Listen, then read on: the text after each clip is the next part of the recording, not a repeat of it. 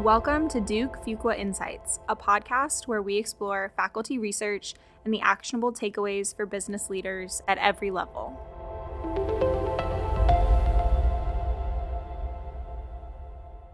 Every business leader has to decide which ideas deserve attention, which trends to follow, which data to trust, and which advice is worth acting on. But when anyone can publish, post, or produce instantly, the challenge is no longer just finding information. It's knowing what has been meaningfully filtered. I'm Cassie Beddick, an MBA student at Fuqua, and today I'm joined by Professor David McAdams to discuss what happens when too many ideas compete for too little attention. His research shows that as content becomes cheaper to produce and easier to share, ideas may receive less scrutiny, and the quality of what we collectively know can decline. Professor McAdams is a Fuqua professor and economist whose work uses game theory and economic epidemiology to understand how information, behavior, and innovations spread. Thanks for being here today, Professor. Thanks, Cassie. So we can go ahead and jump right in. You've studied game theory and how information spreads. What drew you to this area of research? Well, I am a game theorist. I've been teaching art and application of game theory here at Fuqua for 17, 18 years. And game theory is about strategic interaction. So the choices people make, how they impact each other, and how they change people's incentives. And so you can apply game theory in all sorts of ways. And over my career, I've studied several applications.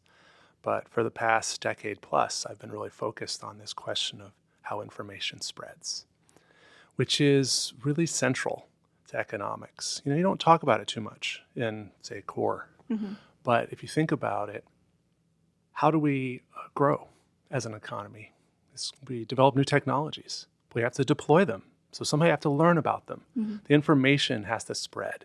In fact, last year's Nobel Prize winner, Joel Mocher, won for sort of exactly this insight. He studied historically how the Industrial Revolution came about and traced it back to this social community that would share ideas and build on each other. So ideas just don't exist in a vacuum. They come about and they get deployed and utilized in a social context. And so that means social means like people are making choices. They're interacting with each other. And so this has been a really fascinating field for me to think about through that game theory lens. Another example of why information spreading is important, think about marketing. Mm-hmm. Ultimately, we want people to buy a product, but you can't buy a product if you don't know about the product. Right. So awareness of the product is the information. Okay, and you can counter that information in many ways, including socially, by observing other people's choices, like maybe they bought the product or how they talk about it, or messages you hear on a ad. So there's thinking about how that information spreads is important. Now, how did I come to it specifically? Yeah. I actually started in 2012. I became kind of intensely interested in the application of infectious disease. There was not a pandemic at the time. It's a totally different story, how I got involved in that, which is probably beyond our conversation. Another podcast episode. Yeah, and I have talked on other podcasts about that. But there, the information is the DNA of the virus. So if you think about it, like information can take many forms. It spreads by this virus getting into a new person. And that depends on choices. Am I interacting with you? Am I washing my hands? Am I getting a vaccine? Mm-hmm. These are all choices that impact how information spreads. But once I had spent several years in that world, publishing papers in biology journals just as much as econ, it occurred to me that a lot of the methods I was learning about would be useful to study these core economic questions too, which often didn't have quite that infectious lens to them. So you talked a little bit about how you were working on that infectious disease side, and I feel like epidemiology is a word people normally think about that side of it. But your latest paper focuses on the field of economic epidemiology. So to people that aren't familiar with this concept, can you define that term for us? Yeah, so epidemiology is this really broad word in medicine. It's just how understanding population health outcomes. And but there's a subfield called infectious disease epidemiology, which is specifically about how infectious disease is spread. And economic epidemiology emerged as a field in the early 90s. And the first application was infectious diseases. It's just they were a little lazy, and they called it economic epidemiology instead of economic infectious disease epidemiology. But I've been pushing for a broader view of this term because I think that, yes, infectious disease is one application, but there's all these other applications, including the ones we talked about, that they haven't really used the methodology that was developed for those infectious diseases.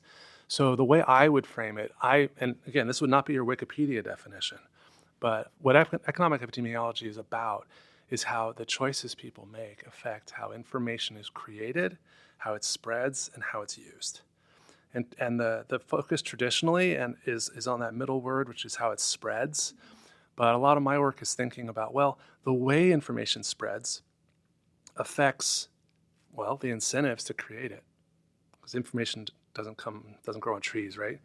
And so you're anticipating how your information will get out there, but also how it will be used. So can people learn if, say, information is, can you learn if something's true or false? And that'll affect how you act. So we want information to be used well, right? But whether people are able to use it well depends on how it spreads. So that's why we need these models that use this economic epidemiology. Nice, thank you. That gives us a good frame of reference. So building on that idea, how should we think about the ways ideas spread and compete for attention? Yeah, so I was thinking about maybe a good way to start is with contrasting with kind of the usual way of thinking about ideas and how they reach people. There's this concept called the marketplace for ideas. Have you heard this? I have. What do you think of when you think of that? I think that, we are in a society where everyone can have ideas, and so we're kind of picking and choosing among the ideas that are available to us, which ones we want to.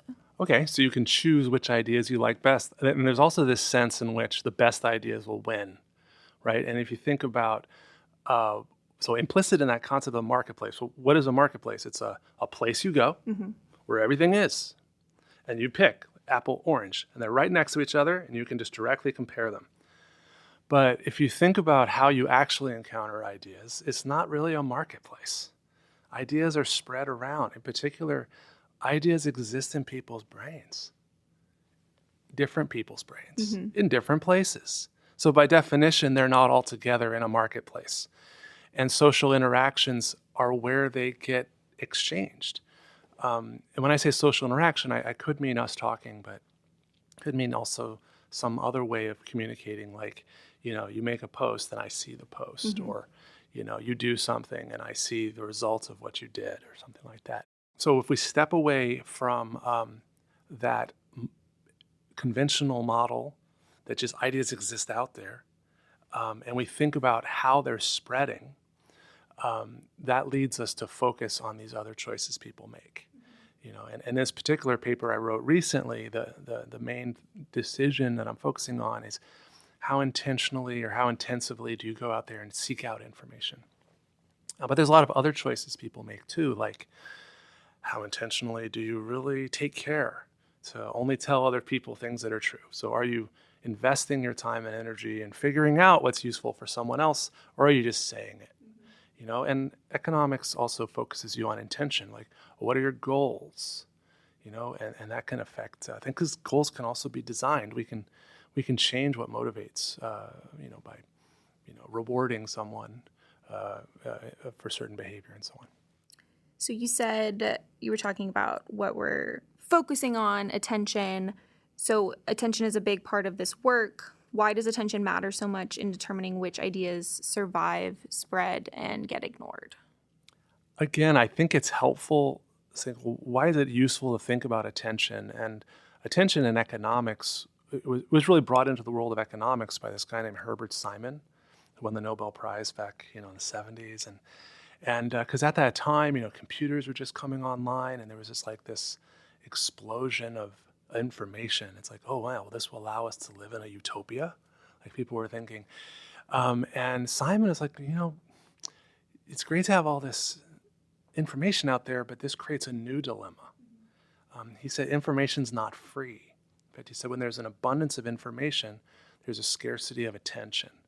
And what he meant by that is like, we don't have this infinite capacity to just think about everything.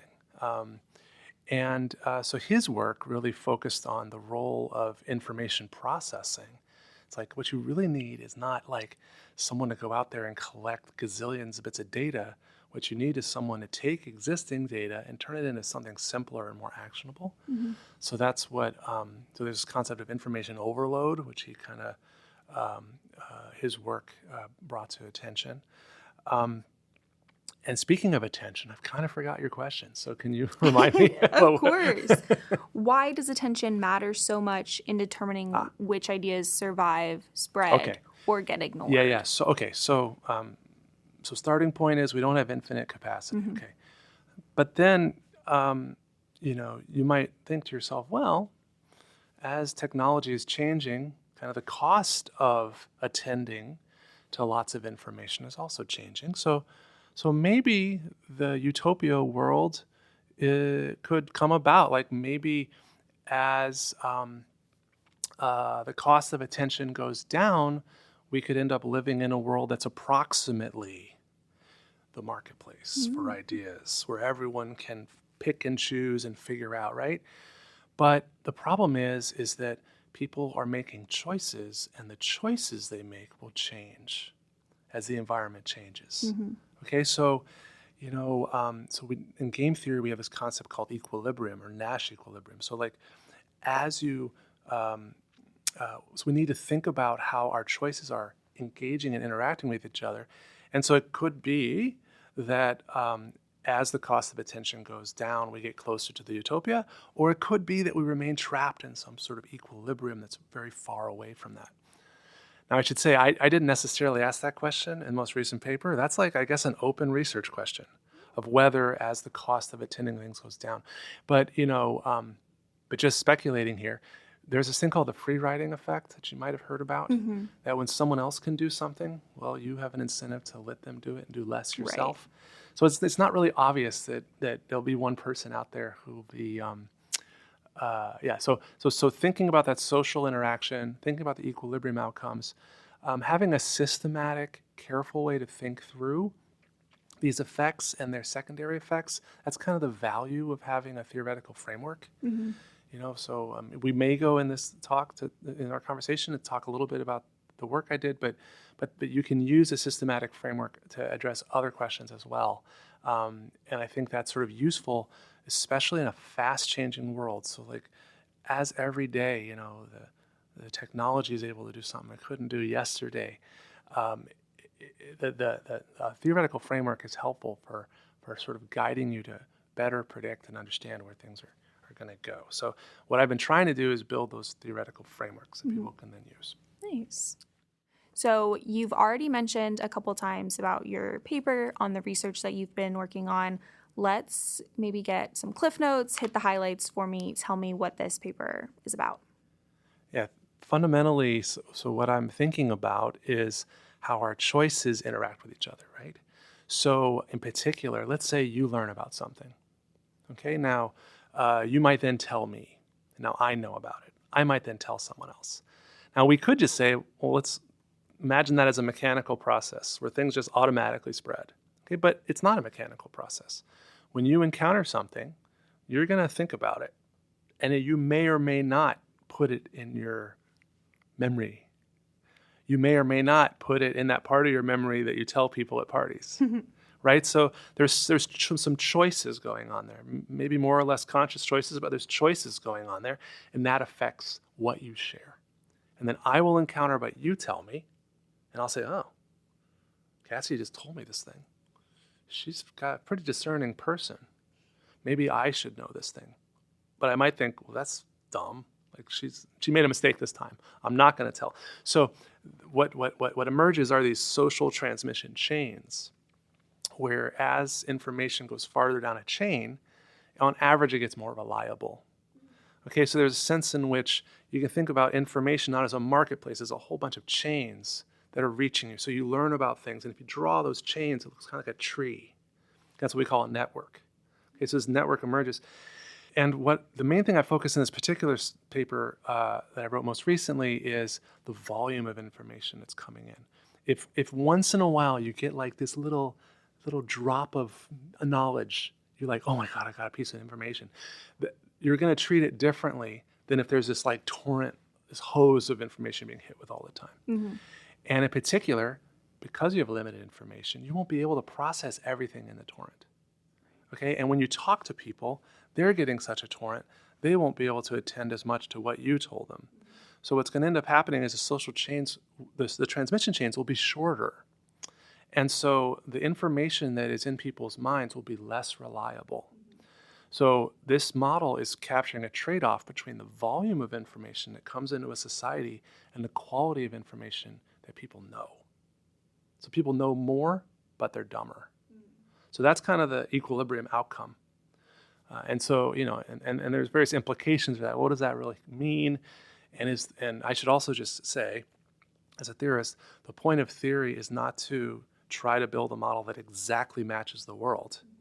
Because, if you think about it a little while, you'll be, you know what, David, yeah, that transmission chain, I can see that's an aspect of the world, but there's other aspects of the world that matter. There's other things that happen and that are missing from the model. And that, you may come up with a couple of those and we can chat about them, and those are future research directions. But anyway, that's the essence of the idea of the paper, which is, and it's motivated by changes in the world that are causing information to come at us a lot faster, and also to come from sources that may be less reliable. So if the sources are less reliable, we're going to rely more on this social filtering process. That's what I call it. We're going to, if people are really good at figuring out what's true, it doesn't matter that there's all this crap hitting us all the time. But the more crap hits us, the less we're able to deal with it. And sadly, what does that mean? The less we're able to deal with it, why should I even talk to you? So the transmission chains get even shorter if we don't talk to each other. So that's a vicious cycle. And so that can lead to our collective knowledge being even worse. Mm-hmm. What if, with the whole torrent of information, what if people are also not good at being able to pick out what is real? Because I know there's lots of misinformation out there. So that's the thing. That's the thing. So misinformation is not in this particular model, but I have studied it in other papers. So in this particular model, the information that comes in from you is just a given. So but if we think about, well, what are the implications for the creation of information? Mm-hmm.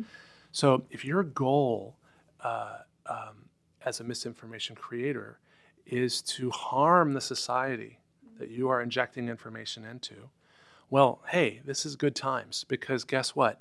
If you put in extra information, okay, even if it's equally good as before, okay, so let's just take that, then the society won't be able to process it as well, mm-hmm. Okay, and they're going to collectively trust their knowledge less. Okay, but even better, if you can pour in a bunch of crummy information or information that makes it harder for people to discern what's reliable or not. One feature of real information is it's tagged with various labels. Like I know when I know what a Big Mac is. I go to McDonald's. Mm-hmm. I don't need social learning to figure out what a Big Mac tastes like. But but when we're talking about non-tangible things like stuff you encounter online, if there's all sorts of these creators creating things that look kind of like it but are actually crummy, mm-hmm. it's going to undermine your confidence in the real thing. And if you think about the next step, well, I'll ask you, once people have less confidence in the good stuff coming in, how's that going to affect the game among the creators? How are their incentives going to change? Well, I think it depends on what their goal is. Okay, so we have creators making really good content, mm-hmm. okay, like the news. People who are really going out there and interviewing like 4 people and only publishing 1 quote. Mm-hmm. Okay, like they're really doing a deep dive. Gotcha. How do their incentives change when someone else is pumping out tons of things with artificially generated quotes? Does it give them more incentive to do their job? Or? I don't think so, because they're working really hard. Probably frustrates them. Because there's there's another phenomenon in news where a journalist publishes an article, and then like 30 seconds later or an hour later, someone publishes a copy of it or a summary of it. Yeah. Okay, and then they get the eyeballs, so they get the money. So in that case, you're motivated by money, let's say, and someone steals your eyeballs. You now have less money. You have less incentive to create articles in the first place. Or if you create them, to do a less good job. Make two instead of one really good one. And in the same way, I'm saying that as this sort of channel of information, the hose, has more stuff coming through it, each individual idea spreads less far. Okay, reaches fewer people. And people trust it less, so each time it gets exposed to a person, they're less likely to adopt it or put it in their brain or buy it, whatever your interpretation is of the information. And so that reduces their incentive, and that's a vicious cycle. So if you're a misinformation player whose goal is to harm the society, as opposed to one whose goal is to make money or something, then it's good times for you. There's a clear playbook for disrupting the society. That said, once the society sucks, so once the equilibrium is bad enough, that creates a greater incentive to change the game. Interesting. So, so there's always, so this model is not about the solution. What I did in this paper was basically look at this sort of anarchic situation where there's no labels. Like when you send out information, you can't say, I wrote it as Cassie. And everyone knows I have a personal reputation and I would never publish something false, right? So there's all the other, and reputation is just one mechanism. There's lots of mechanisms to try to solve a problem. So I'm not saying that we're doomed for a world where the misinformation agent wins. Good. But they could spur us to overcome some of the challenges associated with doing a solution. Okay. Which can require collective action or, someone to step in and do something. Let's talk about AI for just a minute, because I think that is impacting the amount of information that we have available to us, and it's easier to produce it, access it, summarize it, like you mentioned. What does your work suggest about the role of human judgment when deciding which ideas to trust, especially if we don't know if something was made with AI or not? Right. So there's a lot going on in your question. You asked about human judgment, but let me start by just thinking about the AI. Yeah. Okay. And you said three things. You said produce, access, and summarize. Correct. Okay. So let's just think about each of those separately, how it's changing the game. Okay. So with AI, you can now produce content. Okay. So first and easiest point I can make, okay, now more stuff can come out of the hose. So if there's a producer out there who just the cost of making stuff is going down. So this is actually something I have explicitly in the model. So as the cost of making things goes down, what's going to happen? Well, because more stuff will be coming out, people's trust will fall, okay? And they will share things less, and the information ecosystem can shrivel up. Now, it turns out, at least theoretically, it's possible that it could shrivel up so bad that the revenues go down to information creators so much that overall production collapses as well. So that sort of thing can happen. Wow. That's assuming these AI people are in it to make money, right, as opposed to ruin us. Okay. But more broadly, what I don't know if I use this word veracity, but how true the stuff is that's in circulation. That could go down because this process of what I call social filtering, those chains, right? Like how many times has it gone through a filter, like a sieve? Like, well, there's less of that. There's going to be less of that. So the producing side, I think AI could be bad news, especially if it's not producing higher quality things than before, right? Accessing information, though, is a little different because, like I mentioned how there's a network that's created by our interactions. Every time we interact, there's like a line drawn between us, and you can connect that lines. But if everyone goes to Claude, now suddenly everyone is having a social, let's put that in quotes, interaction with Claude. And so now the network is what we would call a star. Okay, so there's someone in the middle. It's more like a koosh ball. If you ever played with those, all these little lines coming out. So there's one point in the middle and all the other lines are just coming out of it. And so that's a very different structure, okay? And it could be very highly effective if the center of the star has great information.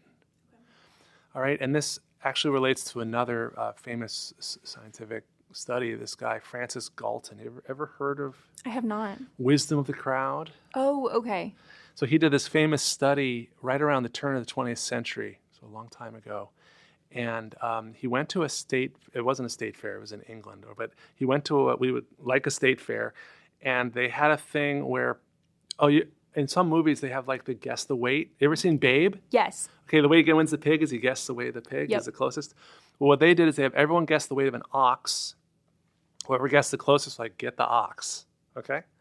And what Galton did was he collected all the guesses and averaged them. And he found that the average was closer than like anyone's guess, or really close. And so that led to a theory that predicted that. If a lot of people have information, some people are over-optimistic, some people are a little too pessimistic, but as long as their information is diverse and not biased, and so on, there's like a mathematical result that says their average will be relatively good. So if you're the center of a star, and let's say you can gather information from all the people you're connected to as well as give them information, then you could be, 1,000 people have tried this new shaver and they like it. Now when someone asks for a recommendation for a shaver, I can give them a good recommendation. So now we're not relying on social interaction as much, but more on centralization. Okay. And on the other hand, if somehow one person tries the shaver and that causes Claude to recommend it, guess what? The second person is going to try it, and any input they give back has been polluted by the fact that Claude gave it to him. Yeah. So, and that's called an information cascade, different concept, but like very little information could be embedded in there. So kind of depending on how the game goes, the AI is definitely changing the network. It's definitely changing how social interactions happen. And if we go to Claude more and we don't talk to people, then that would also change the game. Yeah. So that's a big way. And then finally, you said summarizing information. Again, these are intelligent. There's intelligence here. So maybe there's a way that AI could just profoundly change the game so that my model is not relevant at all, right? And then could potentially lead to really good outcomes. So, but just thinking that through. But there's a lot of possibilities. So I think there's a lot of room for future research thinking about specifically how AI changes this game. Nice. It's very interesting. I know we've been using a lot of AI at Fuqua to help us out. So let's do one more question. For MBA students and business leaders, what is the practical takeaway from this research? Yeah, I think in terms of practical takeaway, one thing I would say is you don't want your organization to be like my model. Okay, so as I said, I did the exercise of let's imagine a sort of anarchy world where people just interact with each other. I mean, a finding is that social interactions are good. They tend to socially filter things, and so knowledge is a little better. But another key finding is that you're never going to get to perfect. Even if people interact a ton, those chains go on almost forever. And the reason is, as things get more trustworthy, people do less filtering. So if information is coming from a trusted source, you're going to do less, you're going to be less discerning yourself. Yeah. Okay, so you're not going to get the ideal outcomes unless you sort of intentionally design the information environment. How are those interactions happening? Of course, is the one that's most related to my work, but also like how are people able to exercise judgment, like what information do they have, what tools do they have. There's the Galton, but what you want to be more like is these other types of models that work. So there's the Francis Galton model. So that's the wisdom of the crowd. And what that would suggest is that if you have a decision that people have diverse information on, so it's not like a situation where one person can figure it out, but you want to gather the insights of a group. You want that game to be more like his game where everyone writes down their guess independently and then you get to average them somehow. So you don't want one person to step up in the meeting and like just say their point of view because they're going to be affecting everyone else. If you said, I think this ox is 200 pounds, that's probably way too low. It's way too low for it. I was like, Cassie, you have no idea what an ox weighs. I've never seen an ox. You're like a number off, right? Yep. It's probably, but So that's one model. Another model, I think that it has a lot to go for it is, when you publish a paper in science, like you have to, you have an incentive to deeply, deeply research it. Okay, so the paper has to be really good, and you have someone evaluating it who knows what they're doing, and then you have a process to spread it really widely if it succeeds. And so if you have a decision in your organization, it's a high-stakes situation, it makes a lot of sense to delegate and incentivize someone to really be invested in getting that answer right, and then having some evaluation, and if it's viewed as good, to spread it to the group. So anyway, so my model is more like a benchmark, and you don't necessarily want to live in that benchmark where you're just relying on people chatting with each other at the coffee. But there is value to that. And you do want to bear in mind that a lot of benefits happen. Ideas, combine and they get, shared. And the ones that are shared a lot are more successful. So you do want to listen to what people are talking about around the water cooler. Gotcha. Well, amazing. Thank you so much for being here, Professor. I know I've certainly learned a lot, and I know our listeners will too. Cool. Thank you, Cassie.